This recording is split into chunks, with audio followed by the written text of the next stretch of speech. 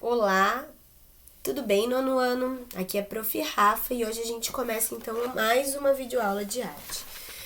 Então, na aula anterior, a gente viu um pouquinho sobre a obra do artista Keith Haring. Vocês fizeram uma pesquisa, onde vocês conheceram um pouco mais o trabalho desses artistas, da Beatriz Milhazes e do Keith Haring.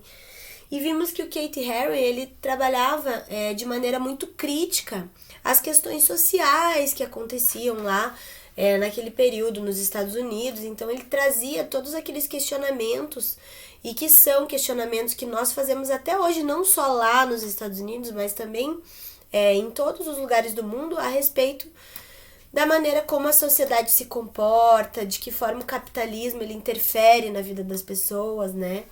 E aí, se nós pararmos para refletir, nós estamos o tempo todo consumindo, né, tecnologia e informações e a mídia.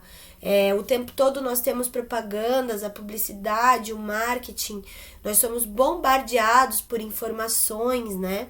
E aí a gente para pensar de que maneira o artista ele consegue se inserir dentro de um mercado cultural para que ele possa se sustentar a partir do seu trabalho, né? Ter o reconhecimento crítico, estético a respeito do trabalho dele, da qualidade do trabalho, mas também um reconhecimento financeiro. E aí nós conhecemos artistas que se posicionam dentro do mercado de trabalho e eles mostram para o artista que é possível que ele consiga, de certa maneira, sobreviver da sua arte. Então a gente conheceu o Warhol, que fez isso, né, que trouxe esses elementos da cultura, do capitalismo, as celebridades, os ícones lá para suas produções artísticas, e dessa forma ele conseguiu vender muitos exemplares, né, ele atingiu várias vertentes da sociedade, várias classes sociais, e aí ele traz isso para o âmbito da arte, né? É genial. Então o Andy Warhol não negava a ninguém que ele queria ser bem remunerado pelo seu trabalho, né? E aí então, trabalhando com essas técnicas de reprodutibilidade, ele obteve um sucesso financeiro ainda vivo, né? Porque a gente sabe que muitos artistas, eles só têm o seu reconhecimento, né? O reconhecimento do seu trabalho, a valorização desse trabalho após a morte. E aí é bem complicado, né? É muito triste. Então, assim, pessoal, conhecemos o Keith Haring, que aí, inspirado nas motivações aí do Warhol, na forma como ele conduziu a sua carreira, o Keith Haring, ele traz isso, né, para a carreira dele, e ele consegue também ganhar dinheiro vendendo o seu trabalho e ainda assim fazendo um trabalho altamente de qualidade, né, não perdendo a essência, a qualidade do trabalho artístico. Conhecemos a Beatriz Milhazes, que é uma artista que também se posiciona dentro do mercado de trabalho, que tem suas obras vendidas por quantias significativas. Vimos que ela, lá no texto que temos lá na apostila, que é bem interessante que vocês leiam, ela fala um pouquinho sobre de que forma que ela consegue atingir, né, esse patamar, vamos dizer assim. Seria estando no lugar certo, na hora certa, tendo um diferencial, tendo a questão da oferta, da lei, da procura, e tendo bons cartões de visita. Então, o artista ele também precisa vender o seu trabalho, né? E aí, pessoal, pensando nisso, a gente também, se fizer uma passagem aí pela história da arte, a gente vai ver muitos artistas que hoje têm o seu trabalho hipervalorizados, como Van Gogh, por exemplo, que em vida não venderam praticamente nenhum dos seus trabalhos. Então, Van Gogh acho que vendeu uma obra, poucas obras dele foram vendidas, e aí a gente vê hoje obras que valem milhões, né? Então, é muito interessante isso. E aí, pegando uma carona nesse assunto, a gente vai abrir a nossa apostila lá na página, no nosso próximo capítulo, que é o capítulo 6, porque a gente vai agora fazer algumas reflexões a respeito de artistas que são independentes. E aí, se a gente for parar para dar uma olhada, uma pesquisada, a gente vai ver que aqui mesmo no nosso estado, no Paraná, existem muitos artistas independentes. E aí, quando a gente fala sobre essa conotação, sobre esse nome que se dá ao artista independente, a gente logo pensa num trabalho com caráter mais amador, mais artesanal. E, na verdade, não é isso, né? Existem muitos artistas independentes que têm trabalhos fantásticos, extremamente valiosos e importantes. Então, aí, pra gente fazer essa reflexão, a gente tem que parar pra pensar no capitalismo, na forma como a gente consome a arte hoje. Então, pessoal, hoje, com as tecnologias que nós temos, a gente tem o hábito de consumir a arte através do nosso aparelho celular, do nosso computador. Então a gente escuta aquela música ali, a gente baixa aquele filme, a gente observa aquele desenho e, se a gente quiser, a gente faz um print. Então a gente tem que parar para refletir de que maneira a tecnologia ela contribui e ela também atrapalha o artista, né? Quando ele tá querendo se inserir num meio, numa indústria cultural. E aí o artista, para que ele possa sobreviver, ele precisa ter o seu trabalho fazer o seu trabalho com qualidade, ele precisa cair no gosto do povo para que ele tenha uma remuneração, né? Que é o que o nosso amigo Warhol, Katy Harry faziam lá. E aí, hoje, com as diversas tecnologias que nós temos, as possibilidades aumentam, né? Então, a gente vai falar um pouquinho sobre isso agora, sobre os artistas independentes. Então, existiram sim artistas independentes, artistas que não eram relacionados nem ligados a grandes instituições de rádio, televisão, enfim, e que sim fizeram sua carreira e tiveram a sua vida com estabilidade. Alguns outros artistas trabalham em paralelo com a arte, seja lá com música, com artes plásticas, com livros, enfim, mas tem outros trabalhos, às vezes são advogados, às vezes eles têm outros ofícios para complementar a renda. Então a gente tem uma infinidade de artistas aí no mundo, alguns com muitas oportunidades e outros com poucas oportunidades, com poucos meios.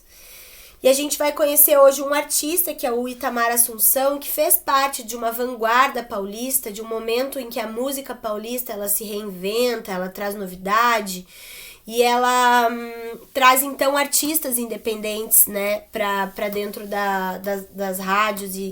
Então o Itamar Assunção é um desses artistas independentes. Ele nasce em São Paulo e ele vive no interior do Paraná aqui durante muito tempo. E ele é um grande músico. Lá na página 19 vocês têm um texto que vocês podem observar para dar uma olhadinha, conhecer um pouco melhor o trabalho desse artista. E lá no canto direito da página 19 nós temos também um texto muito legal que fala sobre a música dele, que foi lançada lá em 1985, época do ano que a Prof nasceu. E o tema central da música é justamente um artista que passou por muitas coisas para poder cantar e para poder se expressar, né? E para poder se apresentar na televisão. Então é uma saga aí de um artista, porque na década de 80 era muito importante que a mídia divulgasse o trabalho do artista. E aí, se a gente for fazer uma analogia aos tempos modernos, ao tempo contemporâneo, onde a gente vive hoje, será que essa importância ainda é grande? Será que é necessário que um artista ele se apresente num canal de televisão, num programa de televisão, para obter sucesso? de que maneira a tecnologia contribuiu para que os artistas eles conseguissem conseguissem ter um acesso mais fácil ao seu público, né? E aí existem muitos meios hoje de se divulgar um trabalho artístico, então a gente vai falar um pouquinho sobre isso. Aí para a aula de hoje eu quero que vocês pesquisem um pouquinho da história desse artista. Pesquisem um pouquinho sobre esse conceito de artista independente. Então, a gente pensa que um artista independente não é um artista que necessariamente está vinculado a algum veículo de comunicação, alguma mídia conhecida, mas que está produzindo e de maneira independente ele está divulgando o seu trabalho, né?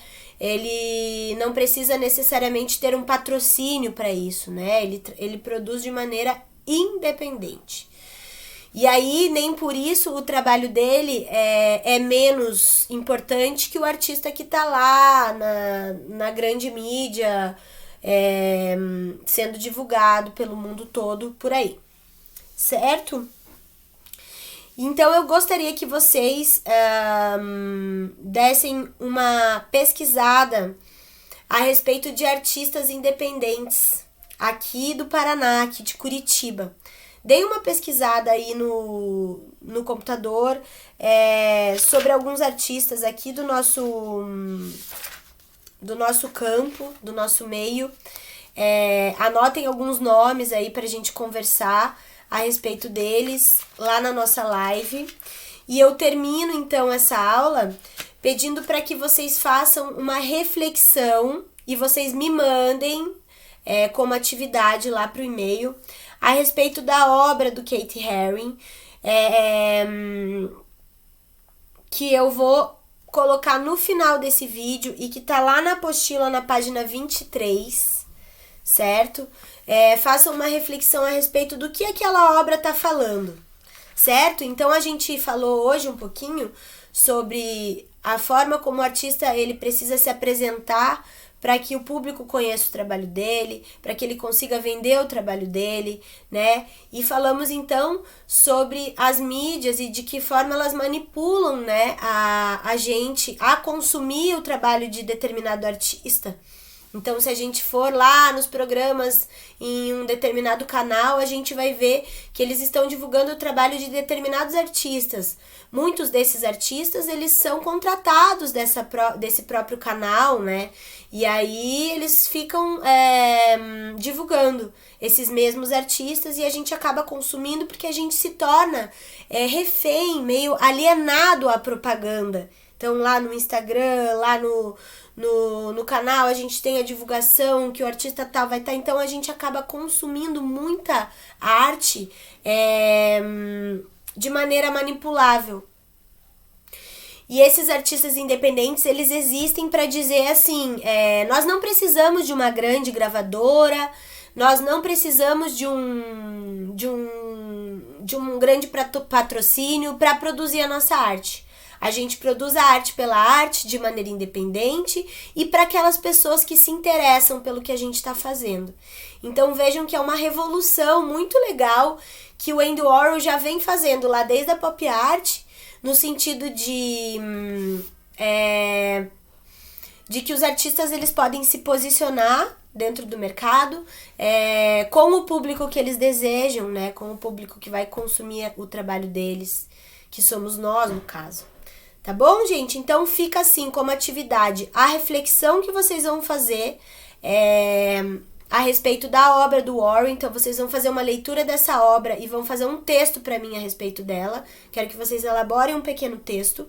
E lá na página 19, vocês vão anotar as respostas para aquelas perguntas ali. Porque essas respostas a gente vai discutir lá na live que nós vamos ter na quarta-feira. Beleza? Então, um grande abraço a todos e até a próxima aula.